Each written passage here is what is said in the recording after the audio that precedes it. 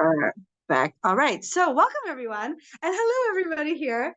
Nice to see you again. It's been a while. Nice to see you all. And I'm super excited about starting our new series, which is a very powerful topic.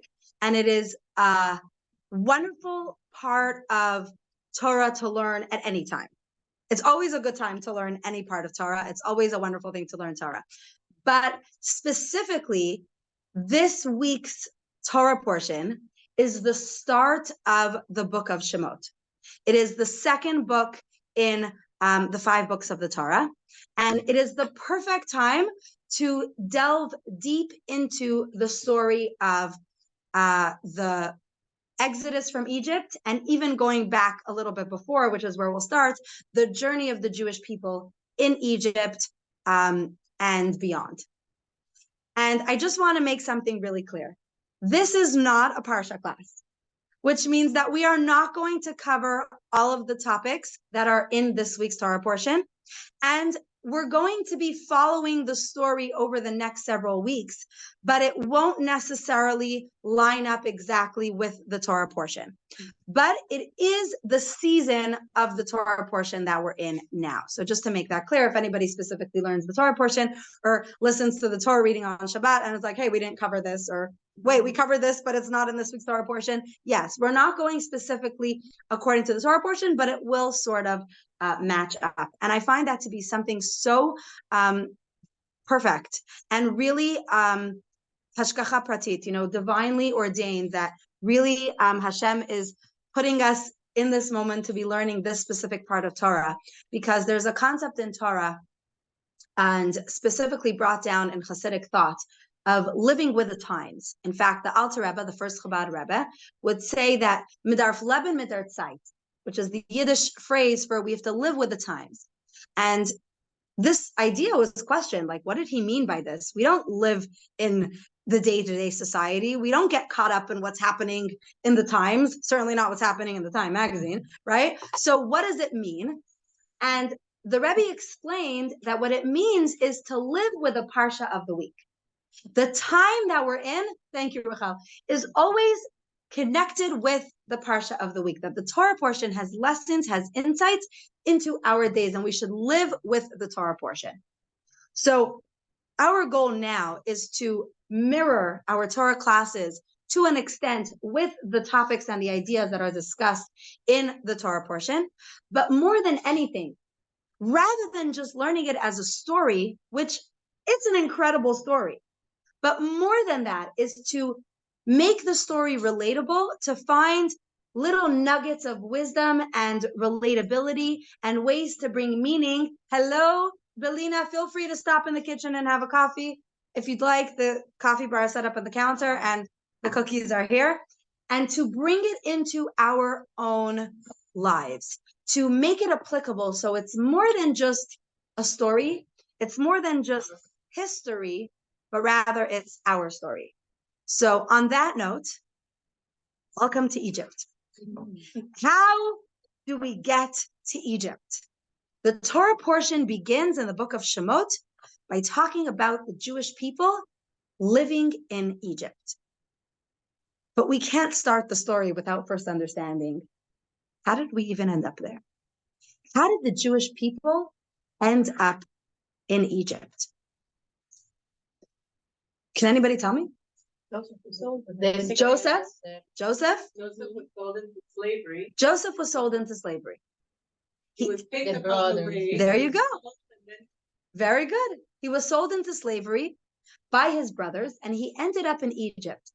Now, this was the first person from Yaakov's family to be in Egypt. But that's not the first time Jews have been in Egypt. Oh, can I trouble you again? Thank you. Avraham Avinu, very good. The first time we hear about someone being in Egypt is when there was a famine in the land of Canaan, which then became the land of Israel, while Abraham and Sarah were living in the land of Canaan. In fact, right after they had come to Canaan, and they needed to go down to Egypt to get food. That was the first encounter that we have in the Torah with one of the Hebrews, one of our people. Hello, come inside. Coffee's in the kitchen if you'd like. And they ended up in Egypt. But that's not where our story starts, because Abraham went back to the land of Canaan. There's a spot here. Virginia, maybe move it back. There we go. Perfect.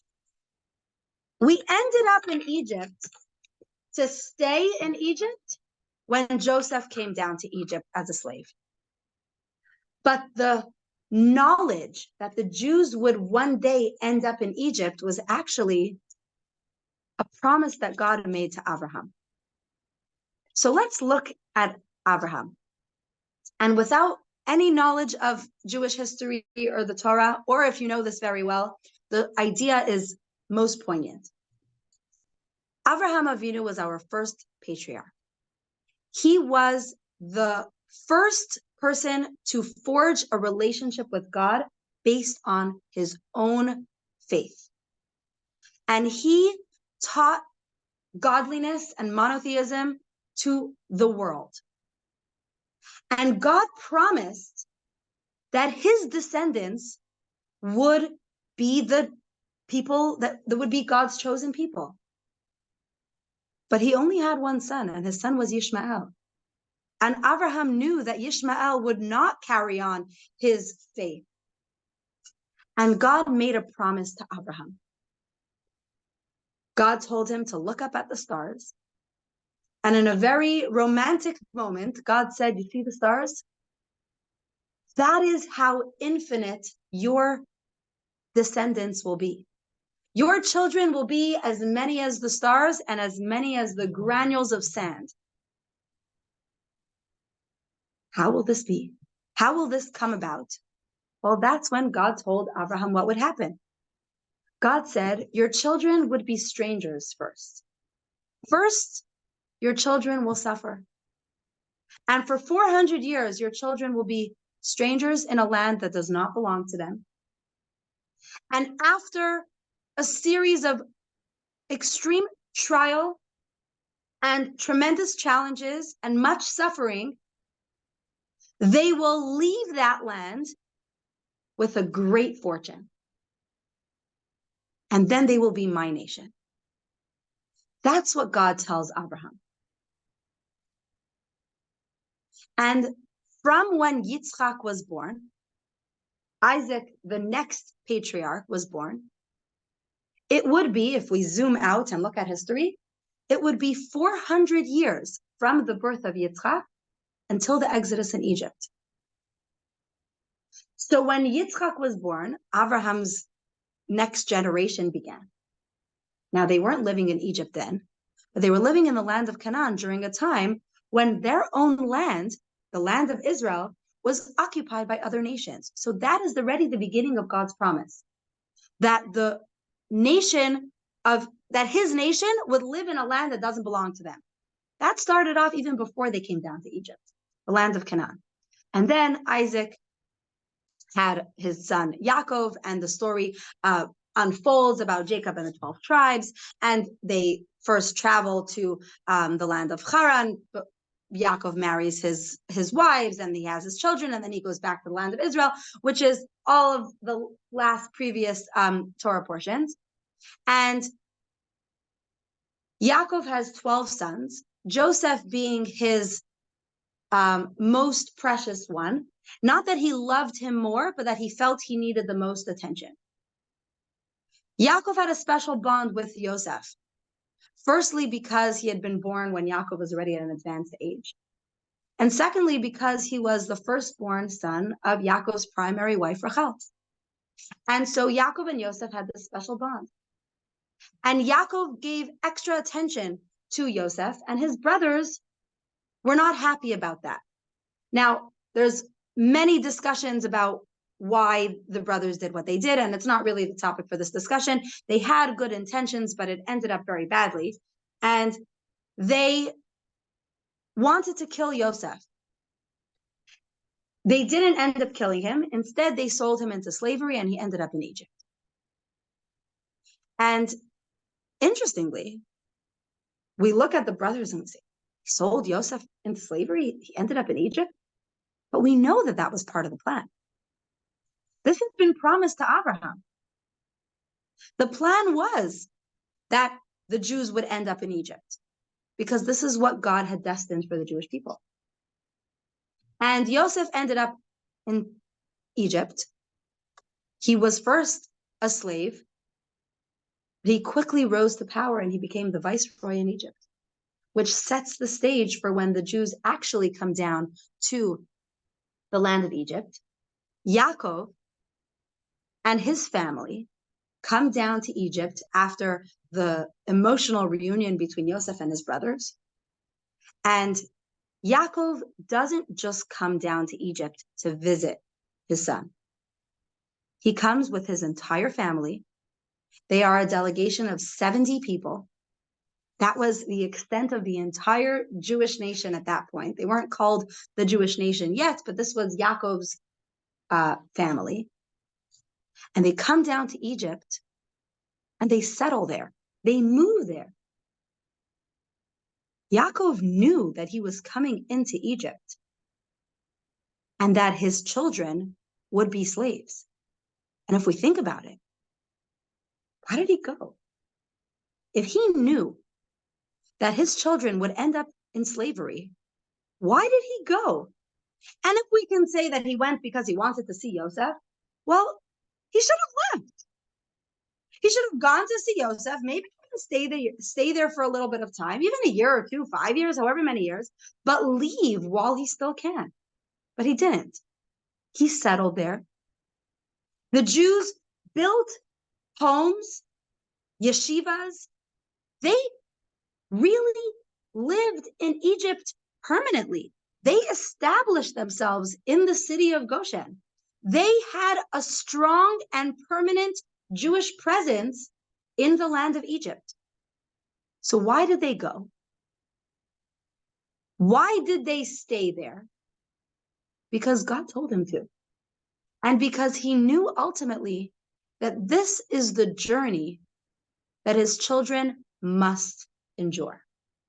This is the path that the Jewish people need to take. And that's what God had in store for us.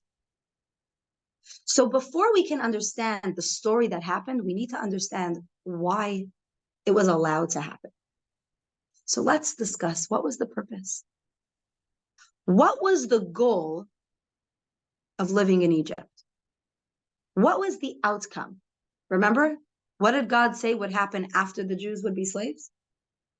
What did God promise Abraham? A nation, and the great fortune. All of that. The great fortune.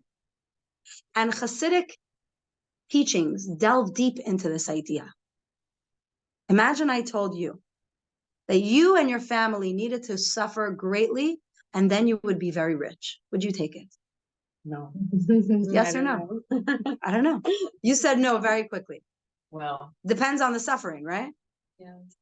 Well, it's a matter of, can anybody really calculate or can anybody really see what kind of suffering? They're probably in denial before they would think even that they're going to suffer. But if you tell me I'm going to suffer. Now I tell you straight up, you and your children will live a life of complete challenges, but you will end up being very rich in the long run. Not you, your grandchildren. Would anyone agree to that? Well, would any parent agree to have their children suffer for the sake of riches? It's hard to imagine. So how did Abraham, Yitzchak, and Yaakov go along with this plan? And more importantly, what is this great fortune that makes it all worth it? Because if they are the epitome of fatherhood, right? Our patriarchs are the epitome of fatherhood. They must have been making a good decision. So what was this great fortune that was valuable enough to make it even okay for the Jews to be enslaved? You said that only Yaakov and 70 people, which was his family, they were the only Jews. At that point, the Jews started with Yaakov. Yaakov then had his children and his grandchildren. When the Jews came down to Egypt, that was the extent of the family. There were 70 people. The Torah tells us, Shivim Nefesh, 70 people. In fact, they were 69, and Yocheved was born at the gate. That must have been a fun delivery, right? No wonder she became a midwife. She had to make sure that no one has a labor and delivery as traumatic as that one. But Abraham Yes. wasn't it he who had, I don't know how many people convert and, be circumcised? Yes, but they weren't his children. But they were believers, but they weren't his children. We're talking about Yaakov's immediate family, his children and his grandchildren. What happened to all those believers? They were people, they believed in God, but they didn't follow all of God's ways. They just recognized God's existence. They recognized that God existed, which up until that point wasn't the case. You never heard this part of the story. You never heard a lot of parts of the story. That's why we come to Torah. There we go. And believe me, I never heard a lot of parts of the story until I started teaching the Torah class. So what's the idea? What was it that was worth it? They were going to be their people. They would be their own people, and that they would receive the Torah. The Torah. Now, when the Jews left Egypt, they were extremely wealthy. They took a lot of riches, physical riches. They were very wealthy. But that was not worth slavery. It was the Torah that was the fortune worth being enslaved for. In fact, it wasn't just that they agreed, okay, in order to get the Torah, we'll agree to be slaves. No. In order to be worthy of receiving the Torah, it was necessary for the Jews to undergo this challenge. It was the only way for the Jews to receive the Torah. In fact, the Torah wasn't something new. God created the world with the Torah.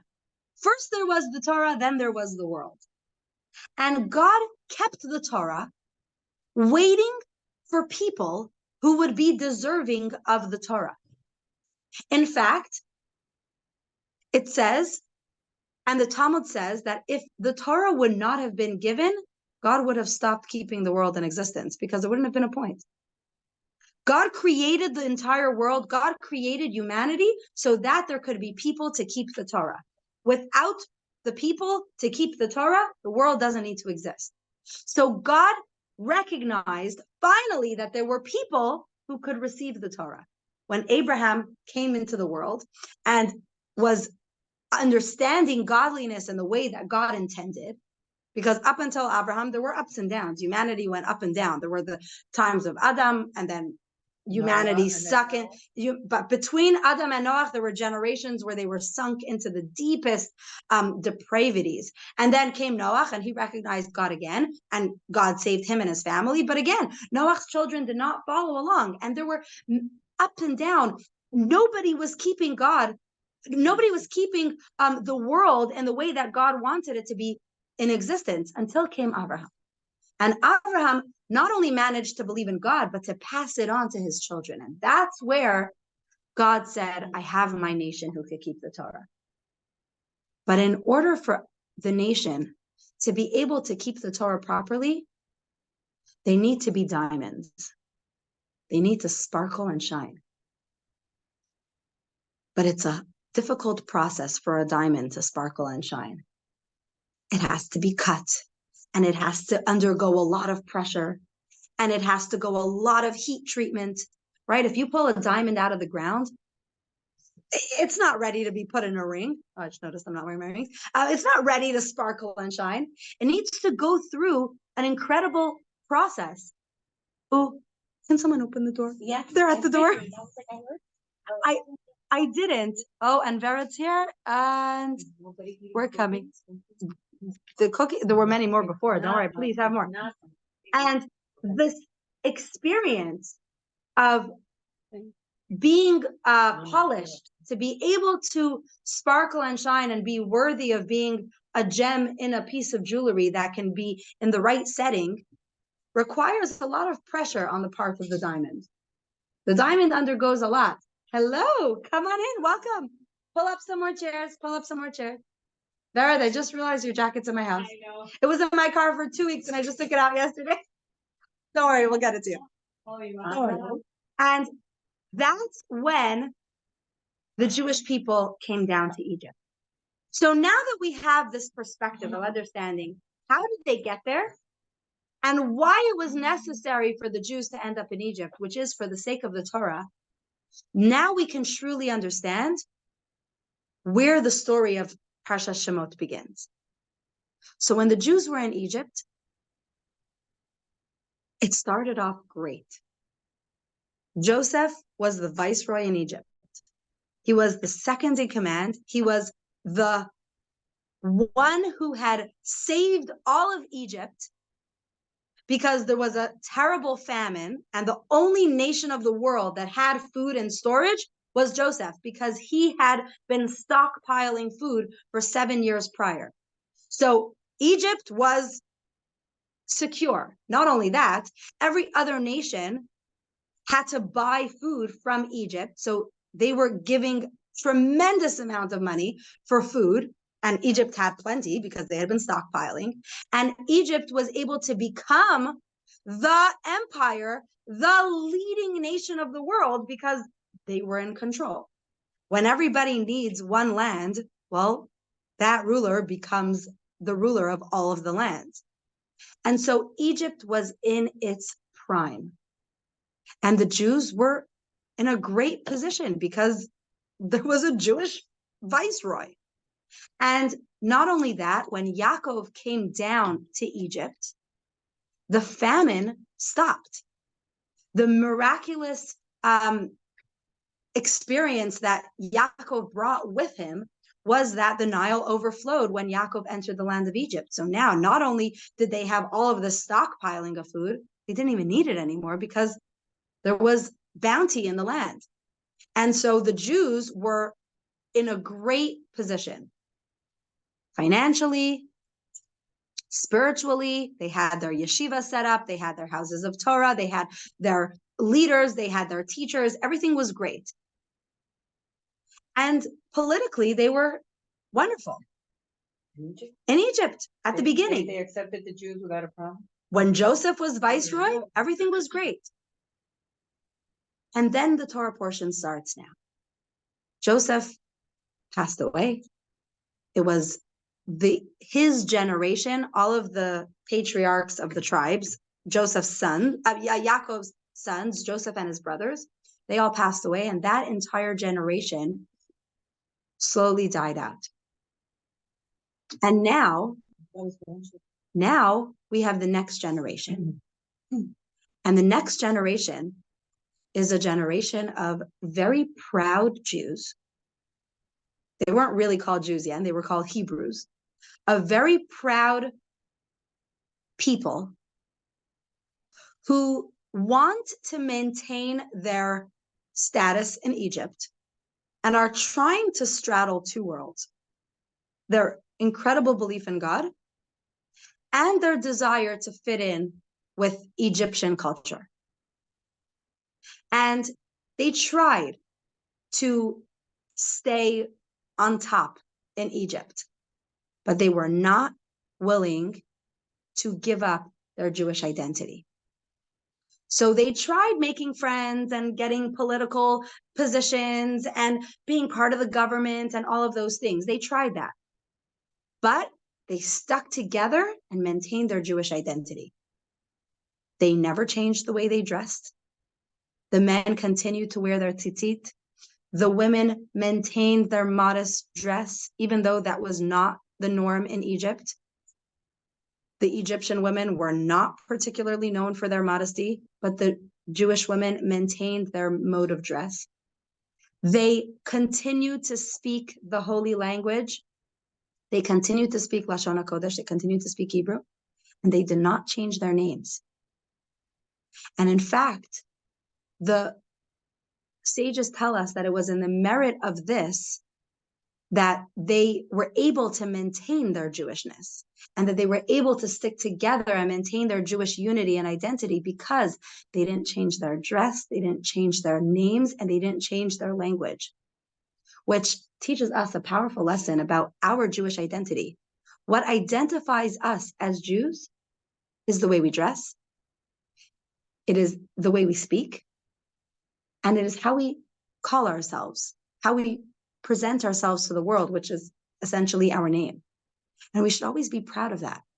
No matter where a person is in the world, we should always be proud of our Jewish names. And we should be proud of our Jewish dress, and we should be proud of our Jewish language. And we learn that from the fact that the Jewish people in Egypt maintained those three things so strongly. But the Egyptians didn't like this, especially when, as the Torah tells us, the Jews started to multiply exponentially. The Jewish people became so big, and the families were growing and becoming stronger and more powerful. And they were exploding out of the city that they had originally been only in. They were specifically only in the city of Goshen, but the population was growing and they started settling all around Egypt. And the Egyptians did not like it. They were feeling very threatened. They were feeling extremely threatened.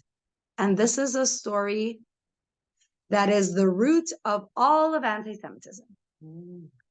Why do they hate us? Because they're afraid of us. And that's what happened in Egypt. And there was a delegation of Egyptians that came to speak to Pharaoh. Now, this Pharaoh that we hear about in the beginning of the Torah portion was, the Torah tells us, a new Pharaoh. Now, there's differences of opinion. Either it was actually a new king, and there are some that say that it was actually not just a new king, but a new dynasty of kings. He was a new king. Or there are other commentaries that say that it was the same person, but he changed his entire government. And he started ruling with different laws, and he had different ways of dealing with things, and his decrees were completely different. And he didn't know Yosef. Now, how's it possible? He didn't know Yosef. Yosef was the viceroy decades earlier. Like, how did he not know? While the Jews were in Egypt. Yeah, so this is the series of events. First, the Jews were flourishing and everything was doing well in Egypt, and then there was a new king that came up. And so either he actually had never worked with Yosef because it was a new king, or it was the same king, but he pretended he had never had any interaction with Yosef. What's the idea of not knowing Yosef? Which means he didn't accord any respect to the Jewish people because of his relationship with Yosef.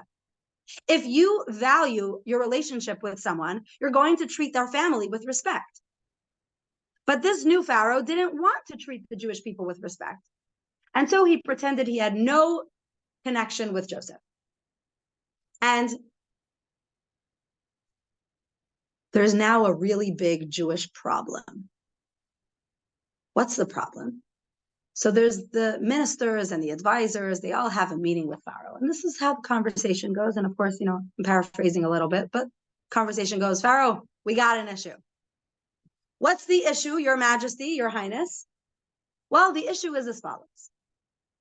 All of the nations of the land, of the neighboring countries, they all paid us a huge amount for food. So we basically have all of their treasures. You think maybe they're going to want their treasures back? We have an issue. What will happen if all of the nations who had previously given us a tremendous amount of money, what if they start a war to get back what we now have? Because they want their treasures back. And now that there's no longer a famine and they no longer need Egypt, if Egypt has all of their coffers, well, if we start a war, we'll get it all back. We're going to have an issue if they start fighting against us. And the issue is that there is a huge nation of foreigners living in our land. And they are not integrating well. They keep to themselves. They speak their own language. They do their own thing. They're not involving themselves in our culture. So if other people attack us, what happens if the Jewish nation that's living in our land join forces with our enemies? They're going to take us out from the inside. So in order to make sure that we are safe from every other nation, we need to diminish the strength of the people in our land. That was the start of the slavery. They were afraid that the Jews would take over. Not that the Jews would start a war with the Egyptians, because the Jews were very appreciative of the fact that the Egyptians had given them this wonderful place to live. And they weren't looking to start a war. In general, if we look throughout history, in every place that Jews became part of the society, we contribute to society. We don't start fights. In every land where Jews have lived peacefully, during the time when everything was good, the Jews were happy to give to the culture. Think of the Jews in Spain, the Jews in Portugal, the Jews in Germany, the Jews in every land where we have been welcomed and accepted. We have contributed to society. And the same was happening in Egypt. The Jews weren't looking to start a war. We were just looking to live our lives as proud Jews, happily, proudly, and peacefully. But success is scary. And so the Egyptians were afraid that the Jews would become a threat. Yes. Did the Jews at that time also have the prayers and everything? Or yes. So the Torah had not been given yet, but the Torah was being passed down from teacher to student from Yaakov, because Abraham, Isaac, and Jacob knew the Torah from God, and they were passing it along to their children. But it wasn't formally given as a nation, but it was tradition that was passed down, and the Jews were keeping.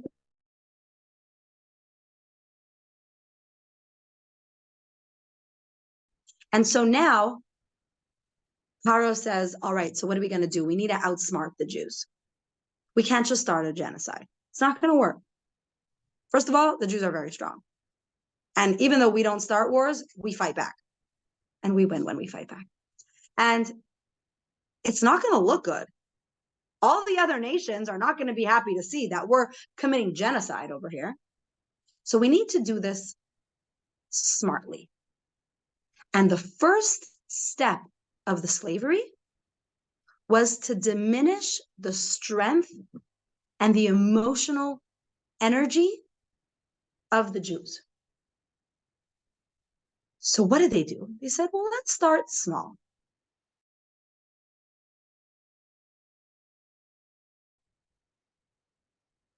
It's time to start paying taxes. Was everybody else paying taxes? The Egyptians were maybe paying taxes, maybe not, but there hadn't been the concept of taxes for the Jews until that point. Now, here's where it got a little tricky, because it's legal to charge taxes, right? It's legal to say that everyone who lives there has to pay taxes. You can say a lot of things about the government, but we pay taxes, right? And we don't think the government is cheating us by asking us for taxes. We maybe want our tax dollars to be used for whatever we want them to be used for, but that's a separate conversation. But taxes is a very standard thing. Problem, the taxes that the Jews were charged were exorbitant amounts of taxes. And very quickly, the Jews didn't have the money to pay. So the Egyptians said, no problem. You can't pay taxes? So come work. Volunteer. Come work for the government and use that money to pay the taxes. Now, that doesn't sound like something so crazy. And they started slowly to get the Jewish people into working for the sake of paying taxes. And this was very, very challenging, because the Jews were now working very hard to pay their taxes because they wanted to be good citizens. And what Pharaoh assumed would happen is that their energy would be so low that their lives would not be the same, and they would stop procreating as much and as often, and the women would be not pregnant as often, and slowly the population would decrease and the Jews would be less strong. But the opposite happened. God made an incredible miracle, and the Jewish women started multiplying even more. In fact, the women were having 6 babies at a time. Each pregnancy was 6 babies, easily and healthy. Now, If I could have 6 babies without any pain, I'd probably prefer that than one with a lot of pain, right? I mean, think about it. But it was a huge growth. And Paro and the Egyptians freaked out. Like, our plan's not working. We're trying to diminish the population and they're just growing and growing and growing. What are we going to do? And so they needed to come up with a new plan. So that's when they realized, well, if diminished energy is not causing them to stop procreating, then maybe we need to keep the men and women away from each other for longer.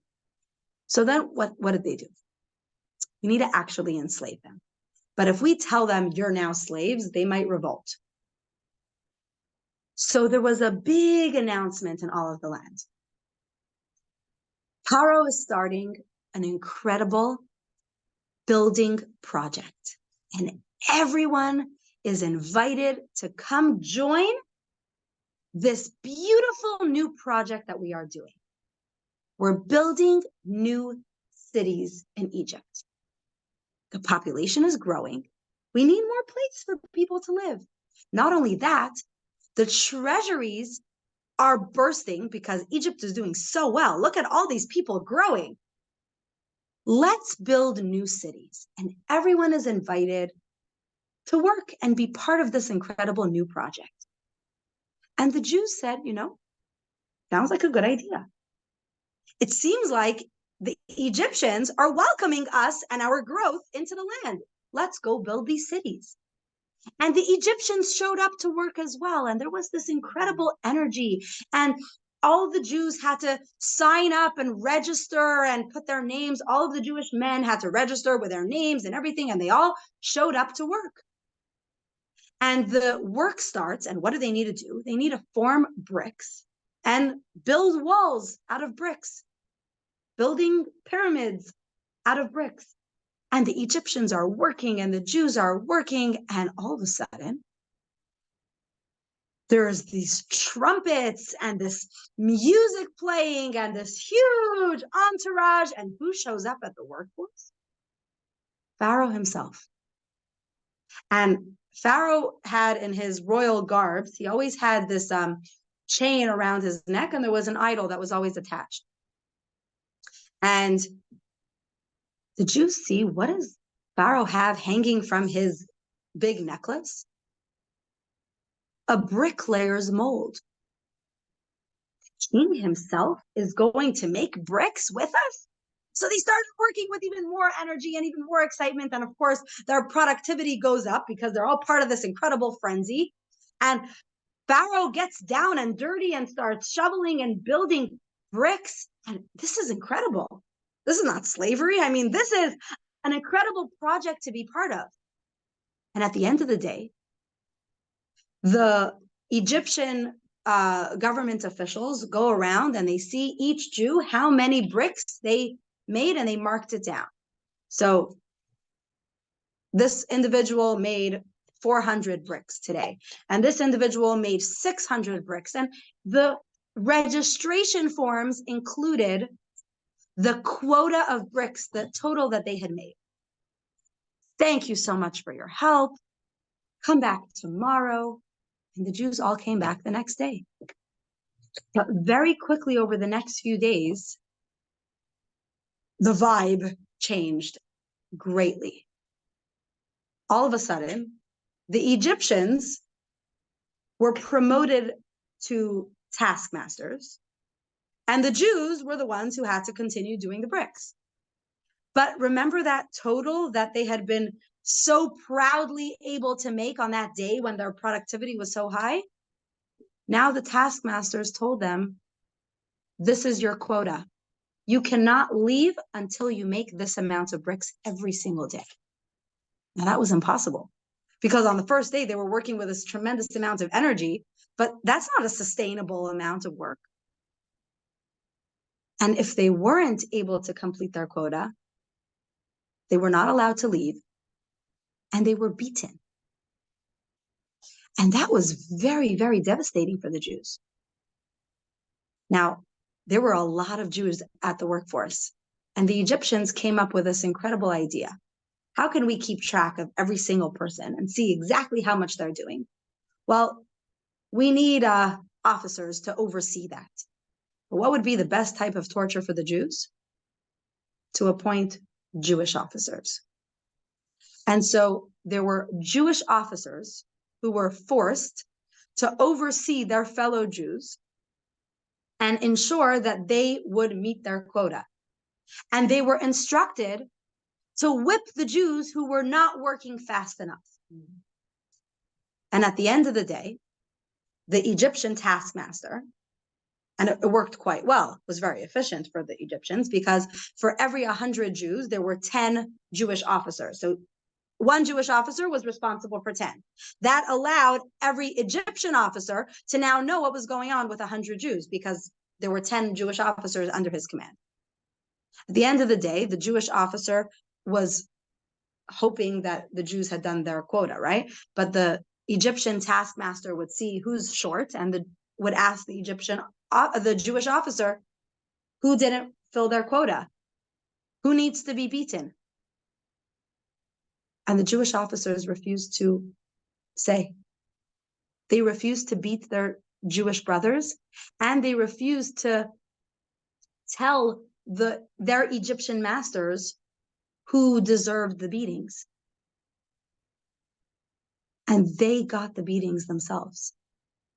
And this was so, so tragic and so terrible and so disheartening for the Jews. But it also shows us the power of our Jewish love, our unity, and the way that we stick up for each other.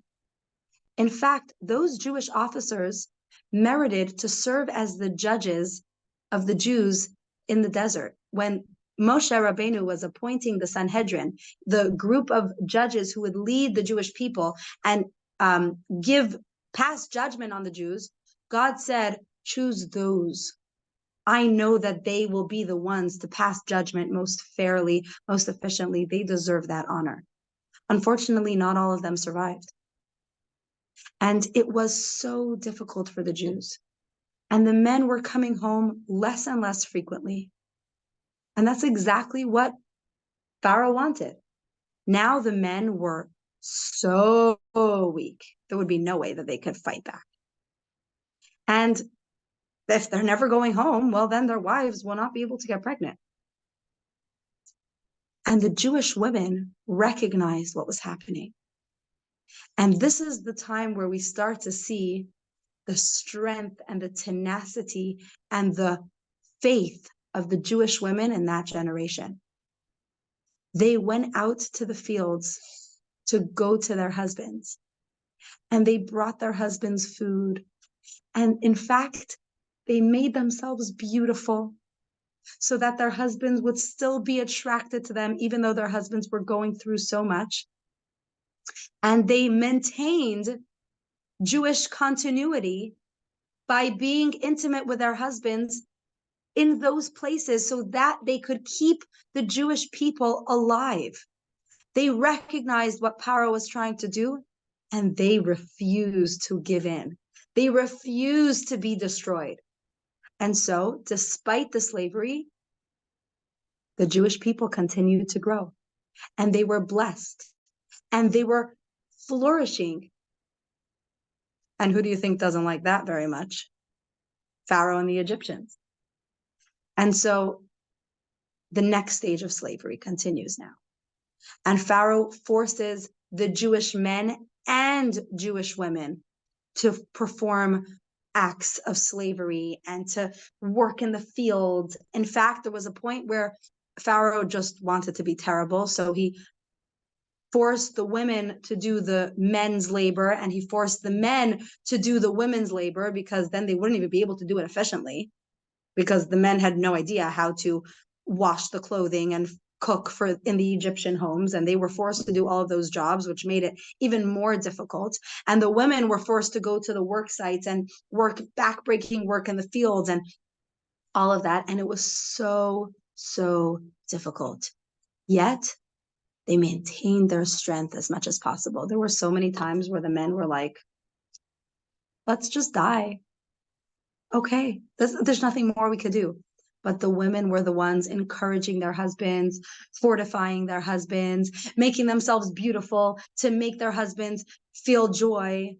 In fact, the mirrors that the Jewish women used, which mirrors are often, connected with vanity, like you look in the mirror, what are you doing? Showing how pretty you are.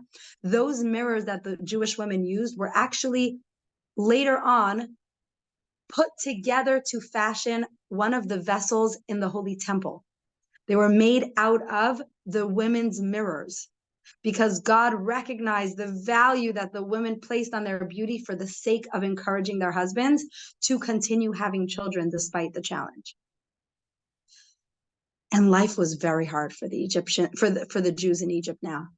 They were suffering, and it was decades of this slavery. Decades of this slavery.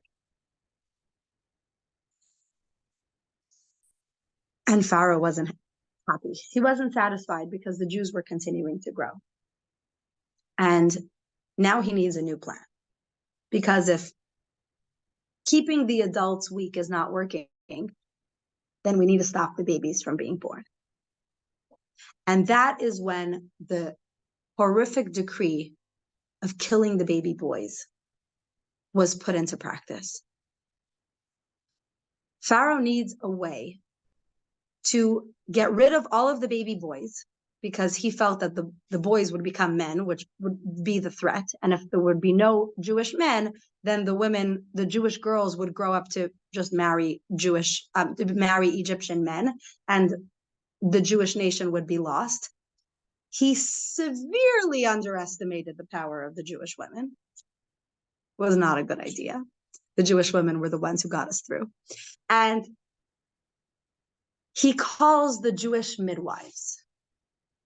Now, the Jewish midwives were in charge of a group of many, many midwives.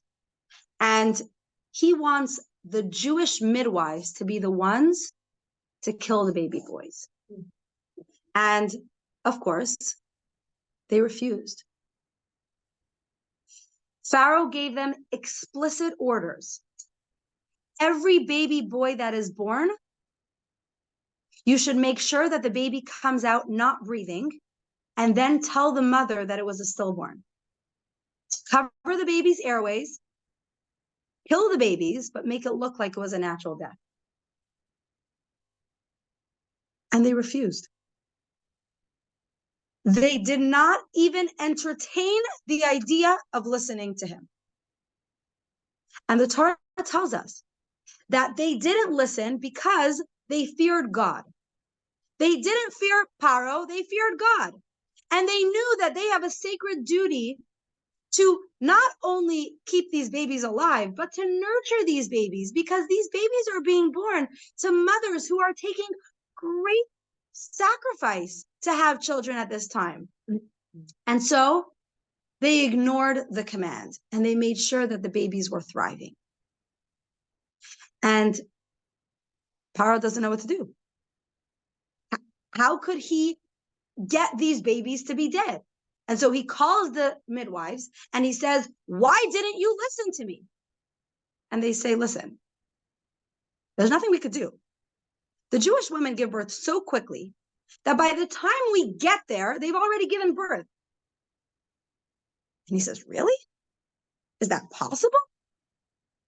So Paro sent his officials to go check what was happening. And his government officials come back and say, yeah, it's true. They're having so many babies and they're giving birth so easily and so smoothly, so painlessly, so quickly that it's impossible that the midwives are helping so many women give birth. It's true. Now, it was partially true because the women were giving birth very easily and quickly, but also the midwives were there assisting and helping them and making sure that the babies were fed and cared for and that the mothers were safe and that everyone was being well taken care of. They definitely were not heeding Pharaoh's decree. And then Pharaoh decides, I can't rely on the Jews to hurt the Jews because it doesn't work. And so he needs to come up with a new plan. So he gathers together his advisors and he says, we need a new plan. What should we do? And Bilam if you remember from another part of the Torah, later on in history, Bilam was the one who tried cursing the Jews. Bilam suggests killing the Jewish babies by water. He says, listen, fire won't work. When Abraham was thrown into a fire, God saved him. Stoning them won't work.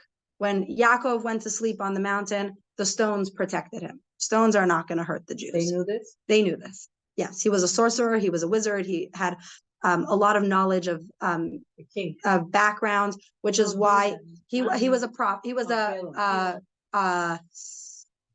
prophet of impurity, what we would call like a wizard.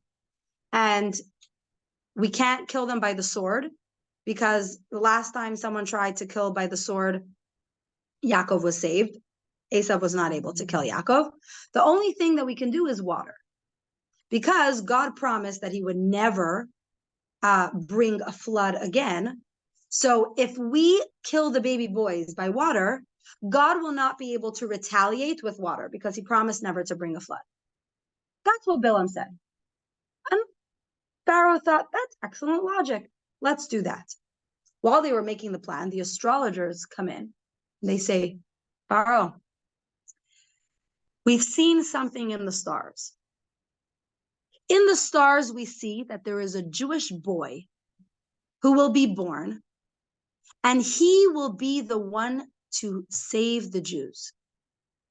And we also see that this Jewish boy is destined to have his life ended in connection with water. That his life will end with something connected with water. Pharaoh says, perfect, let's drown all the baby boys. And it started off very subtly. First, take all the baby boys, kidnap them, put them next to the water so that when the water overflows, they're going to be drowned. Start off subtly. But as time was passing, Pharaoh was becoming more and more hysterical. And it got to the point where Pharaoh was just yelling to every Egyptian, if you see a Jewish boy, kill him, throw them in the water. And it was a frenzy of hysteria throughout Egypt. The Egyptians were going through Jewish homes, kidnapping babies.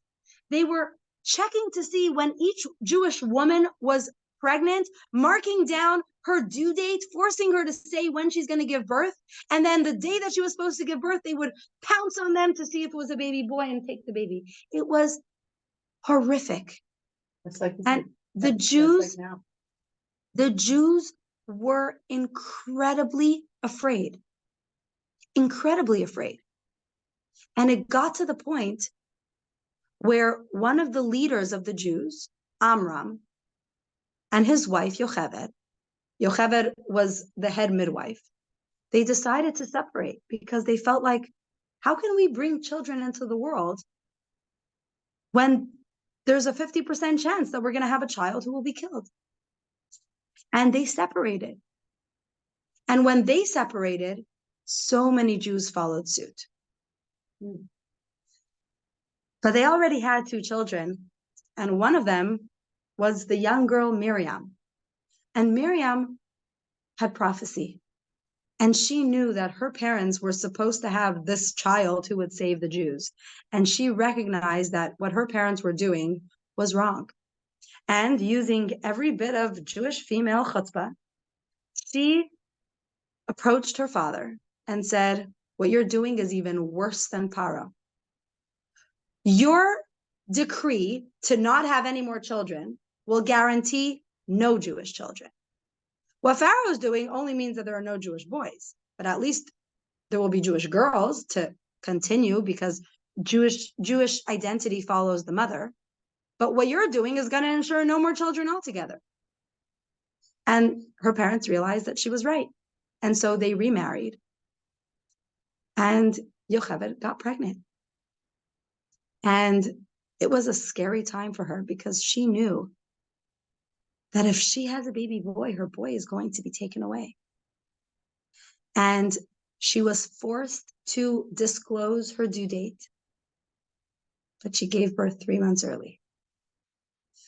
So she gives birth to a healthy, beautiful baby boy after 6 months of pregnancy.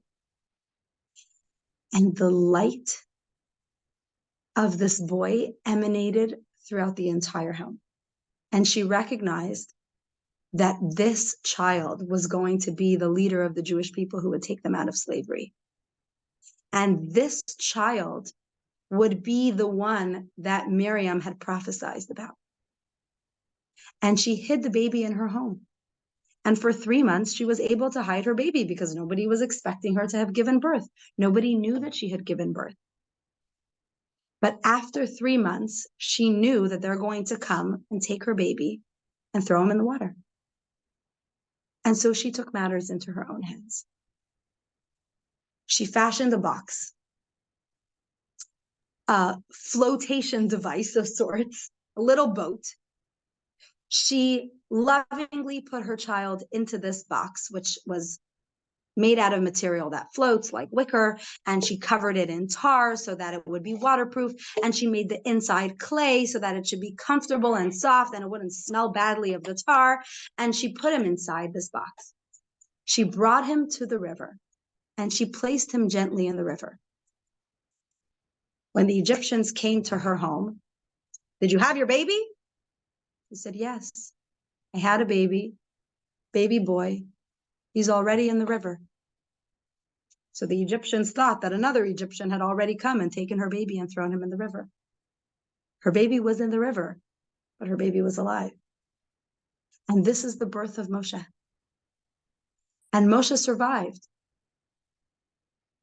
because of a series of events that we'll get to Bezrat Hashem next week. So we're going to continue the story. This is the beginning of the Jews leaving Egypt. Now we have the story of the Jews in Egypt. We understand what they were going through in Egypt. And now we're ready to get to the story of the beginning of the redemption with the birth of Moshe, which we will discuss next week, Bezrat Hashem. But I just want to point out 2 important takeaways from this part. There's so many lessons that we can learn. Number 1 is recognizing that the Jewish identity is so, so important. That our Jewish names have so much value, our Jewish language has so much value, and our mode of dress has so much value because that is the basis of Jewish identity. And when we are in a situation where we are questioning our Jewish identity, we need to fall back on those 3 things: the way we dress, the way we present ourselves to the world by our names, and the language that we speak. And number 2 is to recognize the value of the Jewish women during that time. And the Torah tells us, and our sages explain this at great length, that the generation of women in this generation now, the generation before Mashiach, we carry the same souls as the women who were living in Egypt. Which means that just like they had that strength and determination, we have that within us also. We just need to channel it, we need to uncover it, and we need to use it. So l'chaim to being like those women and never having to go through the challenges that they went to. And Bezrat Hashem next week, we'll continue the story. Anyone have any questions? I missed because Yes. I went to go get coffee. Tell me. Abraham was the son of who? Abraham was the first of our patriarchs. He was the son of Terah. He was the son of an idol worshiper, but he forged his own path. How was he the son of? He was the son of an idol worshiper, and he discovered Hashem, and he started teaching everyone about Judaism. Right. Any questions? Madeline, you're welcome. Any questions from anyone on Zoom? Feel free to unmute yourself. Please do join the conversation. To be continued.